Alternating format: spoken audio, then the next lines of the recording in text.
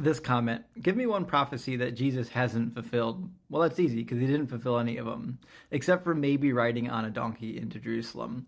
Almost all of the prophetic texts that Jesus claims to have fulfilled in the Gospels aren't even prophecies. They're just out of context Old Testament quotations. That being said, here's a really striking example of a prophecy that was not fulfilled by Jesus.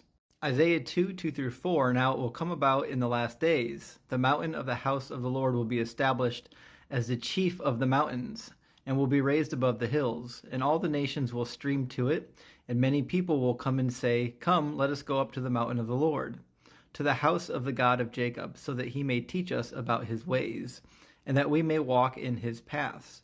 For the law will go out from Zion, and the word of the Lord from Jerusalem.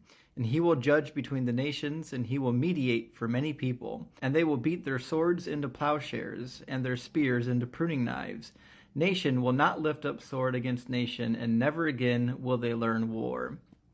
This, of course, is an end-time prophecy that Jesus didn't fulfill. This is the everlasting peace that was supposed to come out of Zion, where God would dwell forever, and his perfect law, the Torah, would go out to all the people of the world to govern them. The parallel for this is in Micah 4:2-3. Many nations will come and say, come, let us go up to the mountain of the Lord, and to the house of the God of Jacob, so that he may teach us about his ways, that we may walk in his paths. From Zion will go forth the law, the word of the Lord from Jerusalem, and he will judge between many people, and render decisions for mighty distant nations. Then they will beat their swords into plowshares, and their spears into pruning hooks. Nation will not lift up sword against nation. Now, some of you are rightly pointing out that this doesn't sound like a messianic prophecy. This sounds like an end-time prophecy. But Micah 5:2 connects this with the Messiah. But you, Bethlehem, Ephrathah, though you are small among the clans of Judah, out of you will come for me one who will be ruler over Israel, whose origins are from old, from ancient times. And this, of course, is picked up in the New Testament and applied to Jesus.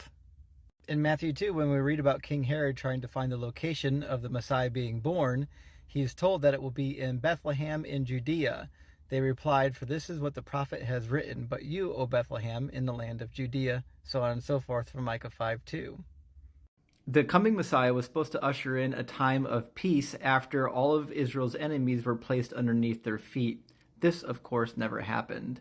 Theoretically, the book of Revelation is supposed to fix this by saying, oh, well, when Jesus comes back the second time, this will be done. But yeah, come on. He either fulfilled the prophecies or he didn't. Clearly, he did not.